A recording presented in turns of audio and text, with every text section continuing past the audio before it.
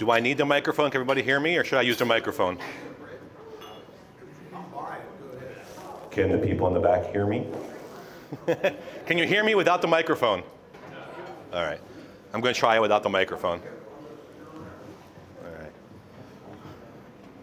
First, before I start, I want to point out that the gingerbread that was on the table for you, the recipe has it both versions of with and without raisins. I've had it both ways, and I have to say I believe that the without raisins version is better. Jim told me that the first thing the pastry chef told him this morning was, we don't have any raisins, so do we have to make it with raisins? And the answer was no, and I think it came out pretty well. And then also I've told Jim that I believe that he has ruined everybody's Thanksgiving with that delicious turkey, because I'm not sure it's going to be a challenge for anybody to top that at their house, so we'll see. As Dave said, my name is Joshua Neiderhiser. I'm a lifetime member of the American Friends of Lafayette.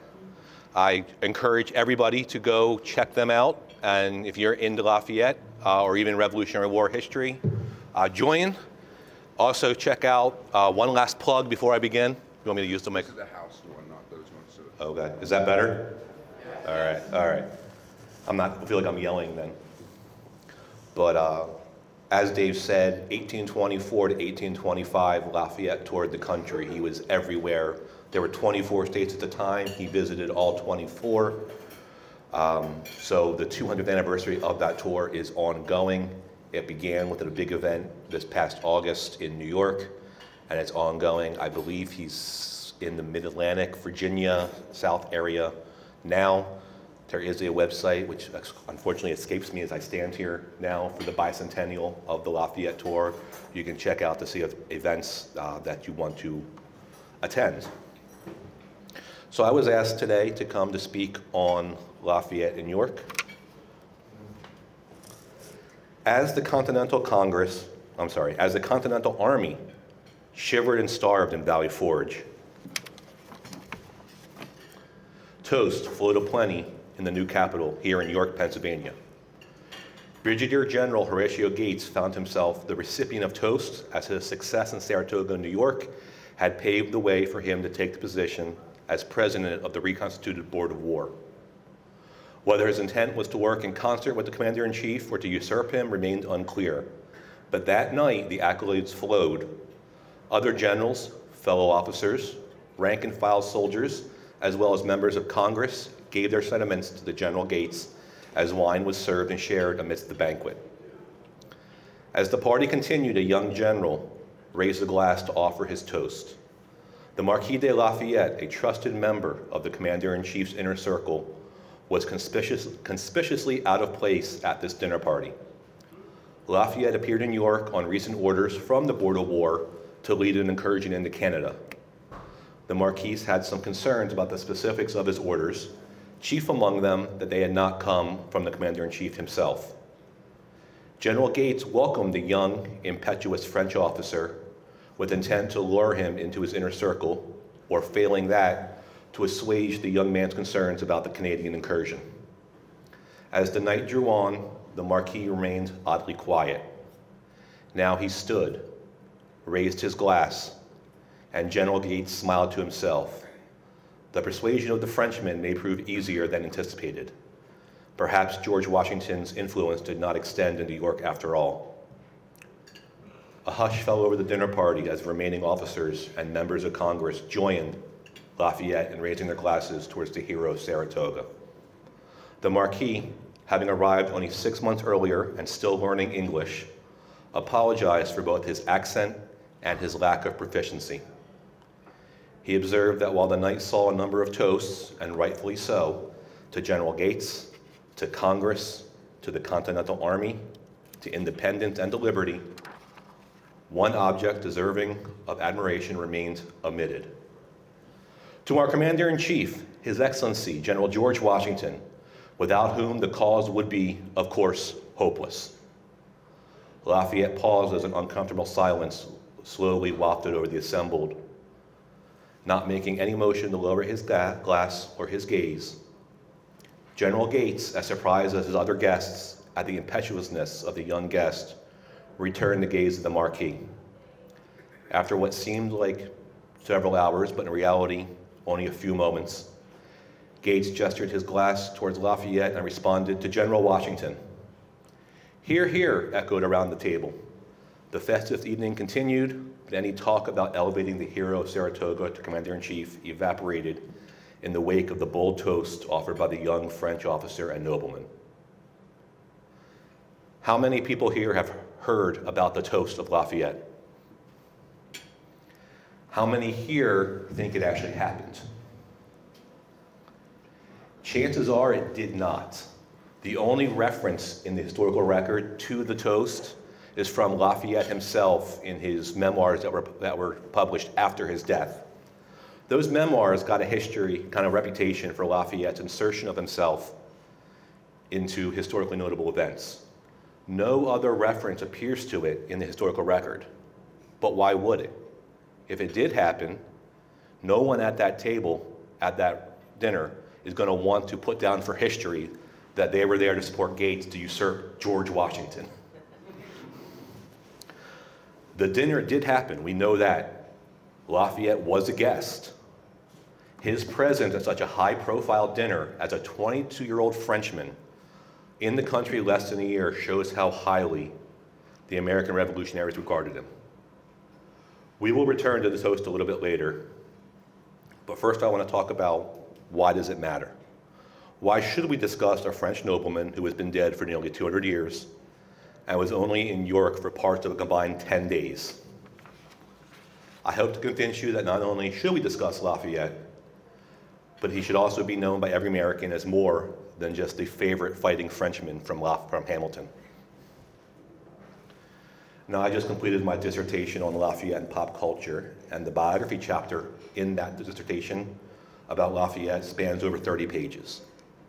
I'm not going to read that verbatim tonight. However, I do think it's important to get a basis and a background of Lafayette and to understand who he was, to kind of understand why he did and why his time in York was so important. Now, before I start, I want to apologize to anyone here who speaks French or has a French background. I do not, so my pronunciation is terrible. So I apologize in advance. Lafayette was born on September 6, 1757, in Avelin, France, and died on May 20th, 1834, in Paris, France. In between, he hunted a famed werewolf, married a highly sought-after French noblewoman, actively participated in both the American and French revolutions, was imprisoned for 5 years, actively and openly opposed Napoleon, passively participated in numerous other revolutions, supported the abolition of slavery, equal rights for women, prison reform, religious reform, freedom of speech, and he likely helped change the world. His hometown is not the type of place you would expect to find a future hero of liberty. Lafayette was raised very much what we would consider a country boy. The residents, his subjects, still tipped their hat to the young man, but despite being a nobleman, he would personally participate and willingly participate with the harvest every year. His father was killed by the British here in America during the 7 years or French and Indian War. Lafayette was just 2 when that happened. His mother, upon hearing some news, packed up, moved to Paris with her family, and left Lafayette in the sticks. When Lafayette was just 8, people and their livestock in his territory were hunted and murdered, seemingly by an unknown beast. He decided that he was going to gain glory and immortality by ridding the land of this monstrous beast. Mind you, he's 8. Luckily, his caregivers decided that having an 8-year-old nobleman go out and hunt a beast, probably not the best idea. The beast was later claimed to be caught. It was either a wolf or a wolf-hyena hybrid. However, rumors have persisted until present day in France that that beast was actually a human serial killer, most likely the man who claimed to have killed the beast. So back to Lafayette. Upon turning 12, his mother decided to move him to Paris and enrolled him in noble school, where he met 2 future kings, the grandsons of Louis XV. However, within 2 years of moving to Paris, his mother died, and within weeks, her father died. These deaths left Lafayette an orphan but also extremely wealthy. His annual income at age 12 is the equivalent of $5.9 million today. By the time he was 16, he would be married to the daughter of one of the most powerful men in France. His life was set. He would be a nobleman and live a comfortable life. Fortunately for us and for history, that is not what Lafayette wanted. While stationed with his dragoons, he met the brother of King George III, the Duke of Gloucester, and learned about the American Revolution and their fight for liberty, possibly for the first time. Lafayette used his immense fortune to buy a ship and sneak out of France. Now, he did not sneak out of France dressed like a woman, like the show Liberty Kids tried to tell us. That was false. But there was a warrant issued by the king for his arrest, and so he had to literally sneak out of France on horseback and sneak out of Paris in the middle of the night. Now, when we returned to France in 1778, he was taken before the king on that arrest warrant. If you notice, I take a lot of tangents, I apologize. When he went before the king on that arrest warrant, he was a hero at that time. He fought in the American Revolution. And so to save face, the king sentenced him to 10 days house arrest for disobeying his order. Once arrived in the United States, Lafayette made the perilous journey from South Carolina to Philadelphia, only to be turned away by Congress. By this time in the war, George Washington and Congress were sick of foreign officers coming to the United States and demanding, not asking, demanding high rank and high pay to serve in the Revolution. But Lafayette was different. He convinced Congress that his intent was true, his love of liberty was true. It probably helped that he was willing to serve for free and brought with him $5.9 million a year, plus contacts in the French court. So he was made a general, and upon meeting Washington, immediately became a member of his military family. On September 11th, 1777, at the Battle of Brandywine, Lafayette volunteered to solidify Washington's rear flank and execute an excellent orderly retreat. For his troubles, he was shot in the leg, but refused to leave the field until other officers and soldiers forced him upon a horse and had him leave the field. Upon learning of the wound, Washington sent his personal physician to care for Lafayette, quote, as if he was my own son. And Washington and Lafayette did have a father-son relationship. Washington was never able to have children of his own, so it took to Lafayette like the son he never had. The orphan Lafayette saw in Washington and revered Washington as only a son can a father. In a famous interaction between Washington and Lafayette, Washington had Lafayette observe his troops, and Washington, seemingly ashamed of the appearance of his army, apologized to the much younger officer that they must not compare to the armies of Europe. Lafayette responded that he was not there to teach or judge, but to learn. It wasn't just Lafayette who was endeared by this young Frenchman. The American soldiers loved him. They referred to him as our Marquis. Lafayette exerted authority through his sense of equity. He had an ability to command without humiliating or brutalizing his subordinates. Unlike other European officers, Lafayette spoke with a demeanor and speech that was the rule in his rural mountain background and was close to the habits of the average American soldier. Following his recovery, Lafayette joined the troops in winter quarters in Valley Forge. It was during this time that the so-called Conway Cabal attempted to pry Lafayette from Washington with promises of an incursion into Canada. Again, we'll get back to this later. After Valley Forge, Lafayette participated in numerous battles, including the Battle of Monmouth, battles in Rhode Island and Virginia, and was one of the on-the-field leaders during the Siege of Yorktown. He returned to France in 1778 and advocated successfully for the French intervention in the war. Following the surrender at Yorktown, Lafayette returned to France a hero. His attempts to install an American sense of liberty in France would have disastrous results. He was the main author of the Declaration of the Rights of Man and spearheaded its passage and the signing by King Louis XVI. During the early days of the French Revolution, Lafayette took a middle road, realizing that an American-style republic would not work in France and pushed for a constitutional monarchy. Unfortunately, Lafayette's support of the American style alienated the royal family and the conservatives. His support of the royal family and the constitutional monarchy alienated the progressives. So Lafayette found himself hated by both sides and decided, like his idol Washington, to lay down his sword and retire. However, as you'll see in Lafayette's life, history was never quite done with him. He was called back again to serve in the military, to lead the military, when Europe decided to go to war with France.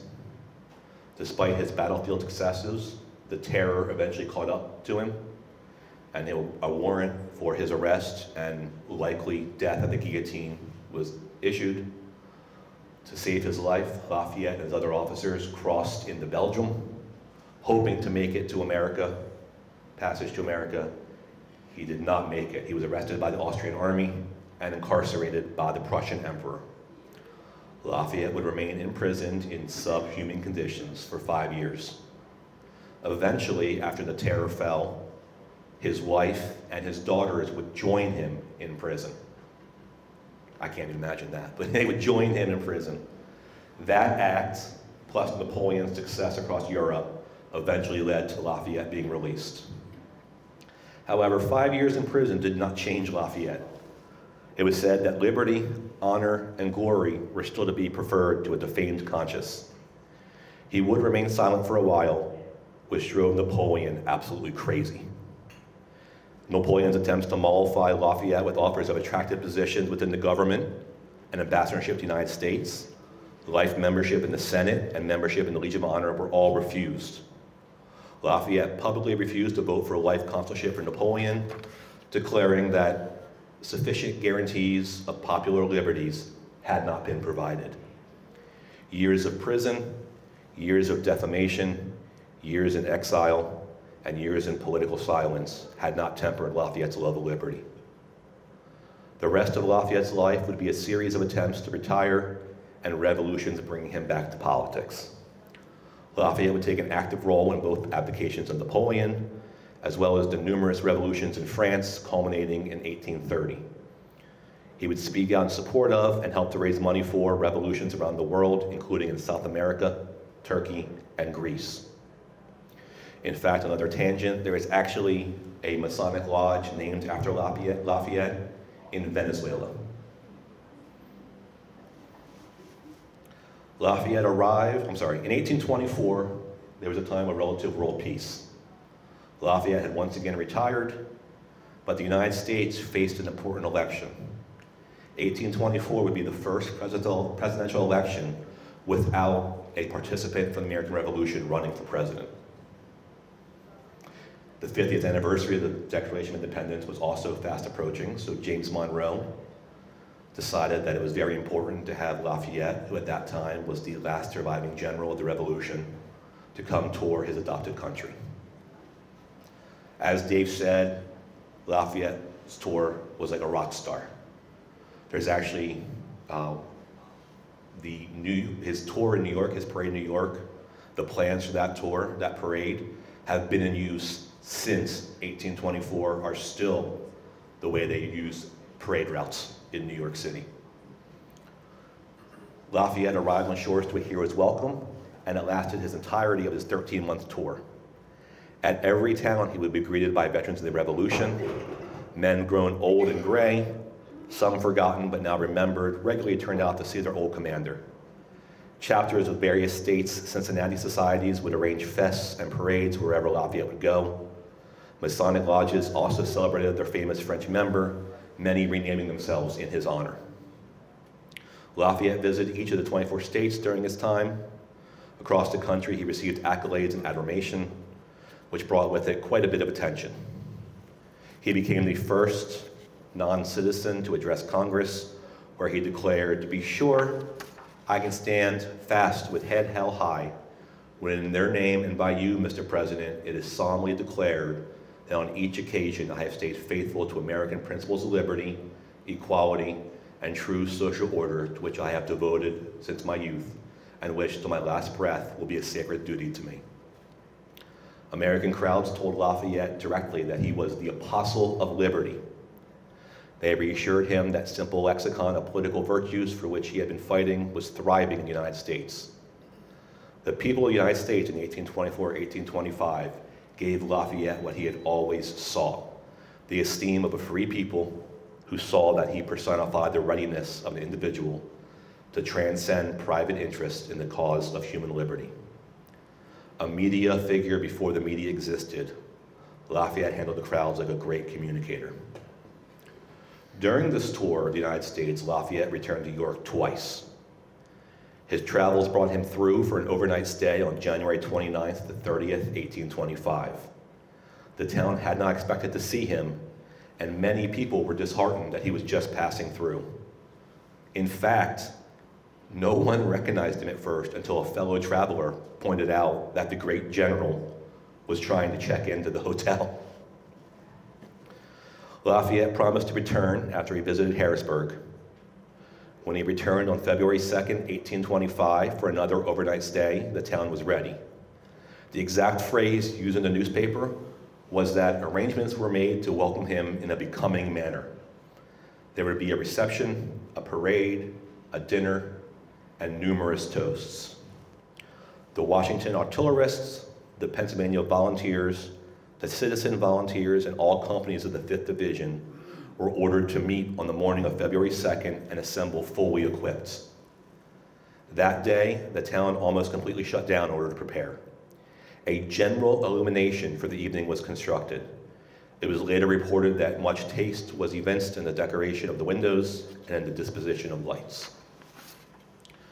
Around 4 p.m., the troops and a band marched to the York Haven Turnpike to receive Lafayette. Lafayette was forced to stop twice on his way into town. First, he had to move to a carriage that was specially prepared for him, and then he had to meet troops that would escort him into town. The parade, accompanied by the constant ringing of bells, moved up North George Street, up Philadelphia, down Queen and then Main Streets, up South George, then Prince Street, Beaver Street, Main Street, across the Codorus Bridge to Newberry Street, where it turned and returned to the public square. It was reported that the streets were thronged with anxious and rejoicing spectators. Hats and kerchiefs were waved and tears of joy flowed freely. At 6 p.m., dinner was begun at McGrath's, which is essentially behind the Prince Street Cafe on the square today. The only report from dinner was that Mr. McGrath deserves great praise for the excellence of the entertainment. His arrangements and preparations were such as emphatically to do honor to the occasion and reflect credit on the town. The supper was served in a truly elegant style. I think we can all agree we had the same thing tonight. 13 toasts that night were made in Lafayette's honor, interspersed with musical performances. After just the first toast, Lafayette rose and replied with, "The town of York, the seat of the American Union in our most gloomy times, may its citizens enjoy, in the same proportion, their share of American prosperity." Two toasts to Lafayette stick out. One was the 5th toast, 6th if you count Lafayette's. To Lafayette, we love him as a man, hail him as a deliverer, revere him as a champion of freedom, and welcome him as a guest. The 11th toast, 12th overall, stated, "To Lafayette, time his honor shall proclaim, and his rewards be this, immortality of fame, immortality of bliss." Lafayette retired at 9 p.m. The next morning, Lafayette rose, greeted veterans of the Revolution, including a handful of men who had served under him personally. He embraced each one in turn, and tears started to flow freely again. Lafayette then reviewed the assembled troops, met with some ladies of the community, and then left, escorted by those same troops until troops from Baltimore met the parade along the route down. It is safe to say that Lafayette's return to York in 1825 went smoother than his original time in 1778.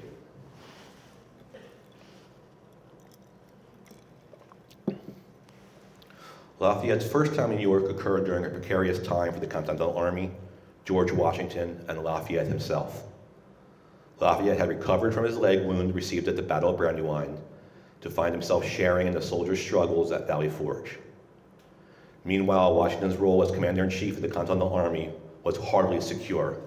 The so-called Conway Cabal was busy trying to undermine Washington. Despite misgivings among historians about an organized conspiracy, the Conway Cabal is how history has remembered the attempt by Horatio Gates, Thomas Mifflin, several members of Congress, and others to replace Washington with Gates at the head of the military. Ironically, Thomas Conway, for whom the cabal had been named, was ambitious, was in search of command, and was kind of an asshole.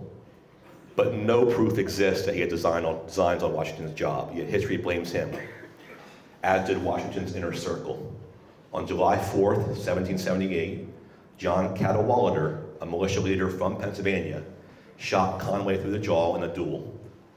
After the duel, Conway wrote a letter of apology to Washington and returned to France, never to be heard from again. Gates, meanwhile, was riding high after taking credit for the victory at Saratoga. Anybody who studied that battle, I think Benedict Arnold in history would dispute Gates' role in that victory, but again, I digress. Congress, unhappy with Washington having lost Philadelphia, created a board of war headed by Gates to sit above Washington and conduct the war. This would cause a number of issues that winter due to misinformation until members of Congress personally visited Valley Forge to see the actual state of the Army. In January, the Board of War, consisting of Gates and his alleged cabal members, decided that they needed to sway Lafayette to their side and away from Washington. They, like Congress originally, wanted Lafayette's wealth, his contacts, and his prestige back in France to support Gates to replace Washington. Knowing that only one thing could separate the adopted son from his father, they offered Lafayette the one thing Washington had refused so far: a command. From the start of the Revolution, certain members of Congress had wanted to invade Canada in order to make it a sort of 14th colony. The cabal's new plan was to have Lafayette lead an incursion with hopes that the French noble, leading French and American troops, would inspire the French citizens of Canada to rebel against Britain. By this time, the desire of Gates to replace Washington was well known to Washington and his inner circle. Henry Laurens, then President of Congress, was in constant communication with his son John, who, like Lafayette, was a member of Washington's military family. But also, the soldier who brought the news of the Saratoga victory to Congress in York was one of Gates's staff officers, James Wilkinson. If that name sounds familiar, he would lead U.S. forces during the War of 1812. He was also a Spanish spy for most of his career and on his payroll through the War of 1812. Because of the rain that day, Wilkinson had to stop for the night in Reading. There he dined with two of Gates's alleged conspirators, Thomas Mifflin and Thomas Conway. At one point, Wilkinson got drunk and spilled some personal details about Gates's ambitions. These comments were overheard by an aide to Major General William Alexander, better known as Lord Stirling, a close confidant of Washington, who lured the general to the oncoming cabal. Oh, my pages are stuck. There we go. So, it is very likely when Lafayette got the instructions from the Board of War, he suspected foul play.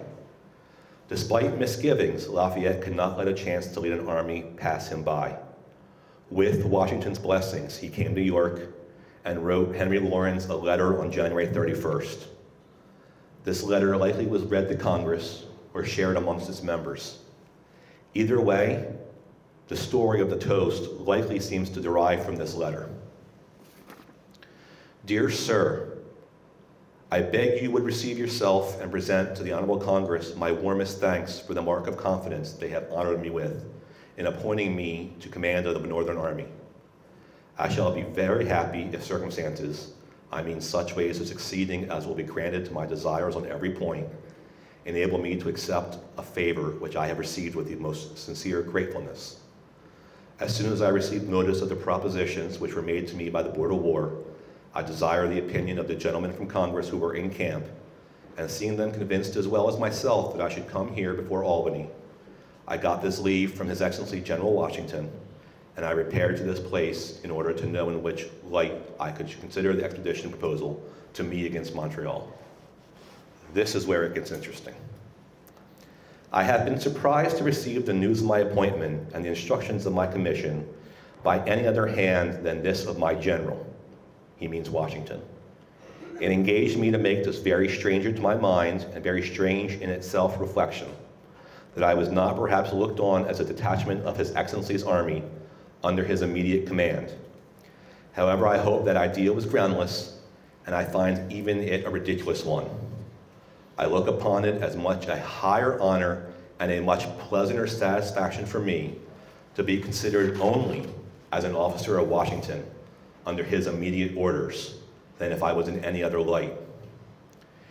It is not for satisfying my own pride that I speak so, but for the advantage of the thing in itself, and for complying to the sentiments which I know to be in the hearts of all the Frenchmen who are here to come along with me. Now, I can't phrase his exact tone, but that kind of sounds like a threat that he and all the French soldiers in the American army are leaving if Washington's not commander-in-chief.